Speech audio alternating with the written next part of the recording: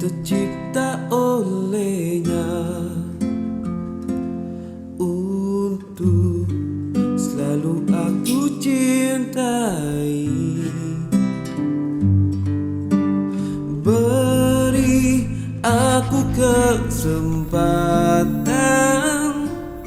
Okey, Assalamualaikum, kembali lagi dalam channel Sazi Asbihan. Jadi kepada yang dah subscribe, terima kasih saya ucapkan, dan kepada yang masih belum subscribe, sila subscribe dan tekan butang merah di bawah itu. Kepada yang masih baru dalam channel ni dan masih belum kenal lagi saya siapa, dan dalam channel ini saya ingin maklumkan, dalam channel ni banyak membicarakan tentang berkaitan dengan video editing, berkaitan dengan review barang, berkaitan, dan juga ada sedikit vlog. Dan vlog itu berkembang mengikut peredaran masa lah. Kita tak tahu apa cerita dia dan random. So dalam channel ni saya suka buat benda yang random dan lebih kepada video lah. Dan juga dalam beberapa minggu ni saya agak busy sikit. Saya tak sempat nak buat video. Jadi kepada rakan-rakan dan juga subscriber yang dah subscribe tu, saya ucapkan terima kasih kerana menyokong channel ini. Dan insya-Allah jika ada masa saya akan perbanyakkan lagi konten di dalam video ini. Dan kemungkinan kita akan memajukan lagi, dan mungkin ada benda baru lagi yang kita akan masukkan dalam konten untuk video kali inilah. Jadi untuk dalam video kali ini kita akan berbicara berkenaan dengan idea dan video. Apa itu idea dan video? Okey, idea dan video itu sangat berkait rapat. Okey, sebenarnya kepada yang belum kenal saya dan juga ada yang dah kenal saya dalam, okey, terima kasih kerana kenal saya Sazi Asbihan. Kepada yang belum kenal saya, sebenarnya saya dalam 2 tahun ni saya aktif dalam pembuatan video seperti video perkahwinan, video marketing dan juga video korporat. Saya juga ada terlibat dalam MCP, video live dan sebagainya. Saya juga bergiat aktif dalam ekonomi rumah tangga. Yalah, busy dengan anak dan juga wife di rumah. So sebab itulah banyak masa yang saya perlu peruntukkan untuk buat video ni sebenarnya. Saya cuba, saya usaha. Nak cakap apa lah? Saya bekerja sebagai videographer lah as a part-time job. And sebelum ni, dalam 2 tahun kebelakangan ni, saya mula tu memang start dari zero lah. Memang tak tahu apa-apa pasal video. Utamanya lah mengendalikan peralatan-peralatan yang formal seperti penggunaan DSLR dan sebagainya. Memang saya mula dari kosong. Jadi kepada yang masuk kat sini yang betul-betul nak buat video dan juga sebagai pemula dan nak jadi videographer dan sebagainya, tepatlah berada dalam channel ni. Okey, sebagai seorang pemula 2 tahun kebelakangan ni, memang saya banyak belajar lah. Dan banyak juga belajar daripada awal sampai sekarang. Dan sekarang pun masih belajar lagi. Banyak lagi benda yang saya harus harus belajar. Dan pada permulaan tu memang agak sukar. Sebab apa? Sebab terhad dari segi kemudahan barang-barang ataupun akses barang-barang yang berkait dengan video, dalam pembuatan video. Kerana apa? Anda pun tahu kan, sebab barang-barang yang melibatkan pembuatan video ni barangnya agak cekik darah. Kita terpaksa buat perlahan-lahan lah, satu demi satu. Kita sediakan barang-barang macam kamera, macam lens, macam lighting dan sebagainya. Dan apabila anda ada minat, kan, kalau anda ada minat, nak si budaya tak nak si budaya, memang anda langgar je sehinggalah anda mencapai kepuasan untuk diri anda. Macam saya memang sangat passion dalam pembuatan video. Saya sangat suka buat video. Dan juga memang saya dari kecil lagi memang saya suka. Kita lihat dalam TV, bila sebab masa kecil dulu kita tengok dalam TV orang berlakon dan sebagainya. Macam mana dia orang buat video kan. Dan bila kita dah expose dengan benda-benda macam ni, kita dah ada kamera. Bermula dengan kamera handphone saja, ataupun kamera apa-apa yang lama yang dulu pun kita boleh shoot video. Dan lama kelamaan dia akan upgrade dari semasa ke semasa mengikut peredaran masa. Dan dalam masa tersebut ia memberi kita pengalaman, dan pengalaman itu mengajar kita. Dan apabila mengajar kita, ia akan memberi kita satu ilmu yang mana kita boleh bergerak ke depan dari masa ke semasa. Jadi walaupun saya tidak belajar video ini secara formal seperti di IPTA atau di IPTS, dan kepada yang dapat belajar, dapat peluang belajar ke sana, anda harus bersyukurlah kerana anda diberi peluang untuk belajar benda yang anda minat. Macam saya, bidang saya ni disusuli dengan pekerjaan tetap macam tu. Dan saya sarankan anda pun mempunyai pekerjaan tetap, dan juga dalam pekerjaan tetap tu anda boleh buat benda ini as a hobi, dan ia bukan jadi penghalang kepada kita sebenarnya apa. Just do it. Buat je apa yang anda suka, buat je anda minat. InsyaAllah ia akan memberi manfaat kepada anda lah, memberi kebaikan. Sekiranya benda itu memberi keburukan kepada anda, baik ditinggalkanlah. Bagi nasihat pula. Tak apa, kita berkongsi. Jadi pada hari ni saya nak berkongsi kepada anda lah berkaitan dengan idea dan dalam video. Kenapa idea dalam video? Kerana apa? Dari mula saya start daripada belajar buat video, memang kita tak tahu apa yang kita nak buat dalam video tersebut, kan? Betul tak? Mesti kita akan confused tertanya. Dan sekiranya, contohnya, sekiranya anda memang ada alat kelengkapan dan sebagainya, anda ada kemahiran dan sebagainya, ada satu benda yang anda tidak ada, iaitu idea. Walaupun peralatan anda lengkap, jika idea tidak ada, video itu tidak akan hidup. Jadi idea sangat penting dalam pembuatan video. Jadi idea ni terbagi pada dua, iaitu idea baik dan juga idea jahat.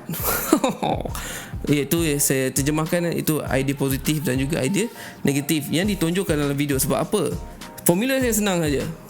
Video creator, idea dan juga audience. Okey, video creator adalah kita manusia, individu yang akan memikirkan apa idea untuk tunjukkan kepada audience ataupun orang yang menontonnya. Dan orang yang menontonnya akan dapat feedback daripada idea yang kita create. Okey, audience akan dapat feedback sama ada positif atau negatif terhadap video yang telah dicipta oleh video creator tersebut berdasarkan idea-idea yang telah dibawa oleh video creator tersebut. Kalau idea itu negatif, maka audien akan dapat feedback negatif. Sekiranya idea itu positif, audien akan mendapat feedback yang positif. Jadi pada saya, kalau saya buat video, saya dulu pada waktu saya buat video, saya memikirkan bagaimana untuk mendapat impact kepada audiens. Bagaimana caranya untuk mendapatkan suatu kesan kepada audiens dalam melihat kita punya video. Dan juga idea tu macam saya cakap sebelum tadi, iaitu idea tu bergantung kepada dua jenis, iaitu negatif atau positif. Seperti kita lihat baru-baru ni, yang keadaan semasa, kita lihat isu semasa, laporan Al Jazeera yang dikeluarkan cara kerajaan Malaysia menangani masalah imigran dalam suasana penularan COVID-19, yang mana Al Jazeera meng-highlightkan perkara yang negatif terhadap kerajaan Malaysia. Dia cakap lah kerajaan Malaysia racism lah, kasar lah, dan dia mengambil dua orang untuk diinterview, untuk menyatakan keburukan apa semua, dan semua itu. Dan Al Jazeera itu kita tahu intention dia dalam video tersebut adalah membawa satu elemen, iaitu elemen negatif kepada audiens. Tetapi audiens di Malaysia bijak, kerana mereka tidak menerima perkara tersebut, kerana mereka menganggap Al Jazeera memanipulasi. Jadi Al Jazeera bijak sebab apa? Dia menggunakan perkara yang sedang berlaku itu, contohnya macam gambar. Kita lihat gambar situasi keadaan, nampak sirens dan nampak tentera pegang senjata dan sebagainya. Kemudian dia memanipulasi perkara itu menjadi negatif. Kemudian dia orang tak mengaku pula, dia orang melaporkan perkara yang palsu. Memang takkan mengaku lah. Maksud saya di sini, mereka berjaya membawa satu elemen negatif sehingga kan rakyat Malaysia tahu, nampak benda itu salah. Dan kalau orang luar lihat, bagaimana? Orang yang tidak tahu tentang Malaysia, bagaimana mereka melihat benda itu? Mereka akan menganggap benda itu benar. Kita lihat populasi rakyat Malaysia ni 31 juta. Kebarangkalian 31 juta.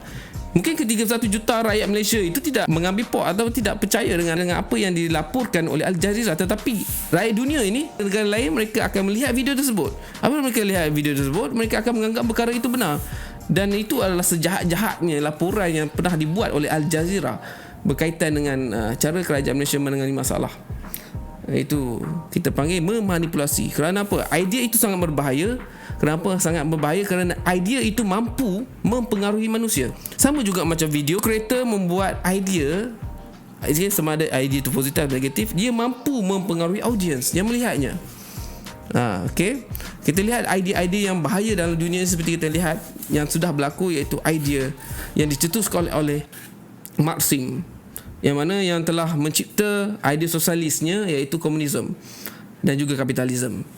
Yang mana idea sosialis atau komunisme itu telah diamalkan oleh negara China, yang digunakan bentuk sosialisme itu dalam bentuk pentadbiran dan juga politiknya. Kita lihat juga idea lain seperti idea golongan atheism, yang mana mereka teori Charles Darwin yang menyatakan bahawa manusia itu berasal daripada monyet, dan monyet itu berevolusi menjadi manusia. Dan ada juga pengikut-pengikut ateis yang mempercayai idea tersebut walaupun ia adalah teori semata-mata. Okey, selain itu, idea ini sangat berbahaya. Kenapa? Sebab apa? Kalau idea itu menjadi negatif, ia bahaya. Sekiranya idea itu positif dan memberi manfaat kepada masyarakat dan juga orang lain, ia bagus. Jadi tugas anda sebagai videografer di luar sana, sekiranya anda membuat video, gunakanlah idea-idea yang baik untuk dipaparkan kepada masyarakat supaya masyarakat mendapat feedback yang positif. Janganlah kita menggunakan idea yang negatif untuk mendapatkan populariti dan sebagainya. Kita lihat dari segi contoh lain, iaitu idea. Idea itu, bagaimana idea itu mempengaruhi seseorang itu dalam membuat perkara yang negatif dan juga positif dalam menyampaikan kepada orang yang melihatnya. Itu bergantung kepada di mana mereka berada. Sebagai contoh, kita lihat sebelum kewujudan kamera ni lagi, benda tu dah ada. Kita lihat dari segi penulisan buku. Contohnya kita lihat sejarah Tanah Melayu, pergi kepada sejarah perjuangan nasionalisme. Okey, pada awalnya sejarah Tanah Melayu ini ditulis oleh golongan barat. Kerana apa? Orang tempatan pada waktu itu tidak mempunyai ilmu pengetahuan. Kita pergi pada abad ke-18 dan juga abad ke-17. Okey, ada juga orang tempatan yang menulis sejarah macam Misal Melayu.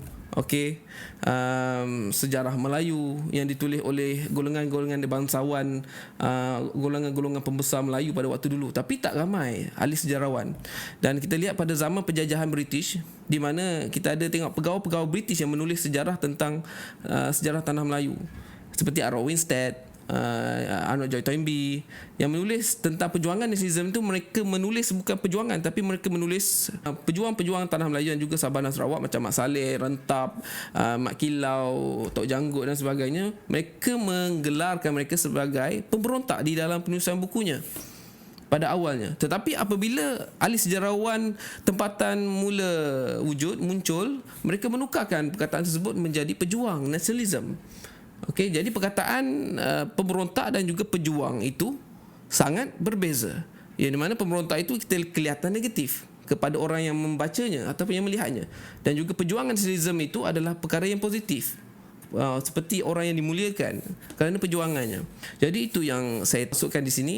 Idea itu bergantung kepada orang-orang itu, bergantung pada individu yang berada di mana. Kerana kita tahu orang barat itu kerana apa dia menulis perjuangan Tanah Melayu itu sebagai pemberontak, kerana dia berada di bahagian British, dan juga individu B itu ataupun sejarawan tempatan itu berada mewakili orang tempatan. Sebab itulah idea ataupun cara olahan mereka berbeza. Pada waktu saya mula-mula buat video, saya tercari-cari identiti saya sendiri. Apa yang saya nak tunjukkan dalam idea saya dalam membuat video. Yang pertama, saya cuba membuat dari luar kebiasaan. Saya cuba, tapi untuk mendapat kepuasan diri sendiri. Sebab saya buat benda itu kerana apa? Saya mendapat kepuasan. Kerana buat video is fun sebenarnya. Dan kalau anda lihat dalam video kahwin yang pernah saya buat, saya ada letakkan elemen epic.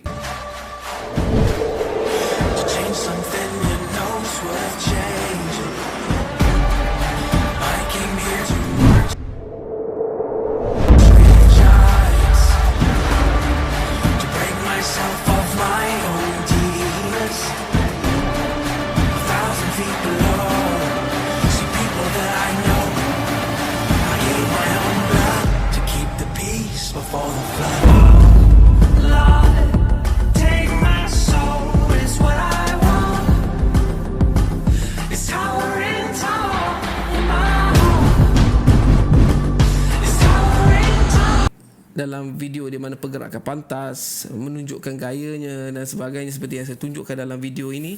for the flight. Take my soul is what I want. Dan penggunaan muzik yang agak berbeza berbanding dengan orang lain. Yang kebanyakan kita lihat di Malaysia ini menggunakan muzik-muzik romantik. Sebab apa? Perkahwinan kan dikait dengan romantik dan sebagainya.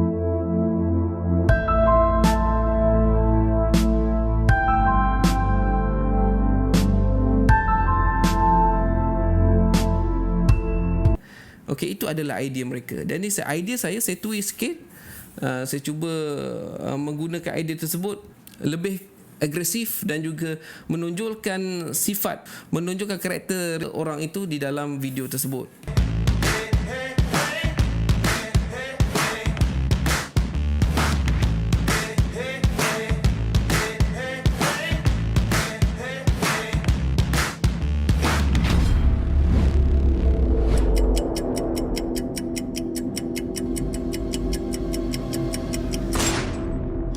Seperti yang tunjukkan kat sini lah. Mungkin anda pernah lihat video kahwin seperti ini, tetapi saya seronok buat video macam ni. Bagi saya ia memberi kepuasan kepada saya lah.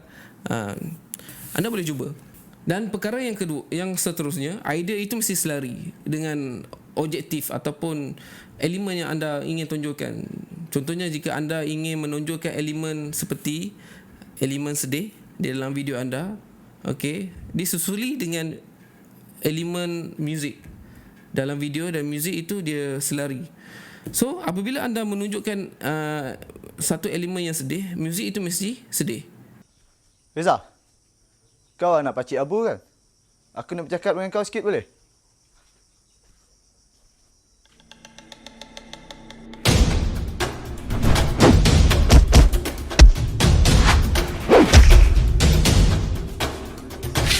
Jangan, aduh. Reza, benda dah berlalu 10 tahun kot. Takkan kau tak dapat nak lupakan lagi? Jadi selepas anda memproses idea tersebut dalam membuat bentuk video dan sebagainya, okey, kita lihat kepada impact dia. Apakah impact audiens yang melihatnya? Adakah yang memberi kesan kepada audiens yang melihatnya atau tidak?